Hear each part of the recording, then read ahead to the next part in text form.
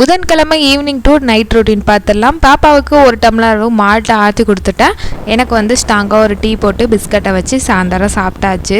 2-3 நாளாகவே டிஃபன் சாம்பார் பாப்பா கேட்டுகிட்டே இருந்தா. சரி இன்னைக்கு நைட்டுக்கு தோசையும் சாம்பாரும் பண்ணிக்கலாம்னு சொல்லிட்டு அதான் ரெடி பண்ண போகிறேன். சிம்பிளாக இட்லி சாம்பார் எப்படி வைக்கிறதுன்னு பார்த்துடலாம். 1 கப் அளவு துவரம்பருப்பு, 1 கப் அளவு பாசிப்பருப்பு சேர்த்து நல்லா வாஷ் பண்ணதுக்கு அப்புறமா சின்ன வெங்காயம், தக்காளி, உருளைக்கிழங்கு, கேரட்டு, 1 பிஞ்ச் அளவுக்கு மஞ்சத்தூள், பெருங்காயத்தூள், ஜீரகம், பூண்டு எல்லாத்தையுமே சேர்த்து தண்ணி ஊற்றி குக்கரில் ஒரு 4 விசில் வச்சுக்கலாம். காரத்துக்கு ஏற்ப மாதிரி பச்சை மிளகாய் ஆட் பண்ணிக்கோங்க.